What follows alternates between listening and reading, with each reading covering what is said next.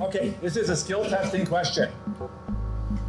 Since Confederation, how many Canadians, or rather how many people, have died in Canada from a terrorist attack? 152 years and counting? In 152 years. So I see people putting their thinking cap. I can see light bulbs going on. Is it bigger than a bread box? Any ballpark? Pat, you can't answer. Any ballpark answers on how many Canadians have died in? And I'm using terrorism defined broadly, and I'll explain what I mean to that in a second. But well, it's not as broad as you think it might be. How many think it is over 1,000 Canadians have died in the past? Okay, everyone's shaking their head no. Over 500. A couple people nodding yes. More than 100. Eric's saying yes. More than 50. The actual answer is 21.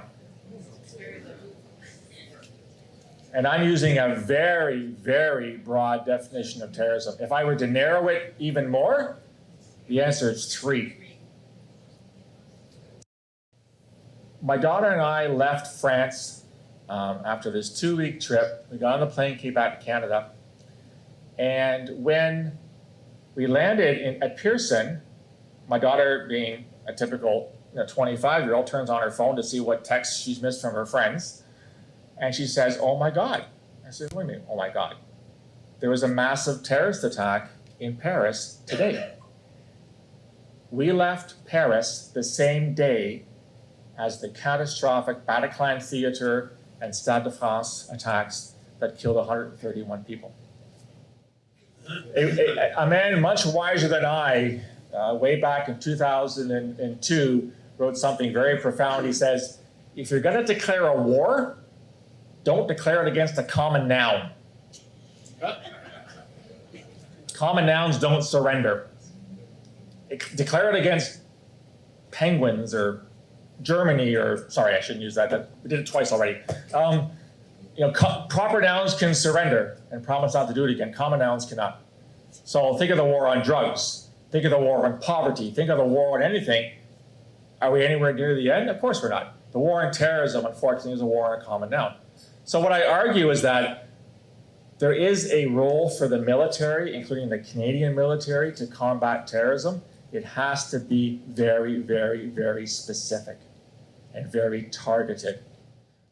There's never a 100% guarantee, but I know, having worked for CSIS, one of CSIS's responsibility is security screening, and that security screening is for immigrants. Anybody who applies to become a Canadian citizen, correct me if I'm wrong here, my former CSIS guys, anyone who applies for Canadian citizenship is vetted by CSIS. If there's any information that suggests they pose a threat to national security, the citizenship is not granted.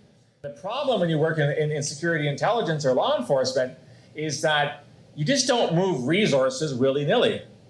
When you move resources from A to B, A suffers. You heard the old phrase, robbing Peter to pay Paul? That's what security services and law enforcement do. You don't have the luxury of being wrong. You're only as good as your last failure. Anybody who's worked in law enforcement or security intelligence, the public doesn't care how many times you get it right. They just care when you get it wrong and when you miss something. Where was your surveillance team? Why did Michael Zahav-Bibeau get taken off your list in 2014? He's the guy that killed Corporal Nathan Cirillo in Ottawa and then rushed the center block of Parliament. Why wasn't he stopped?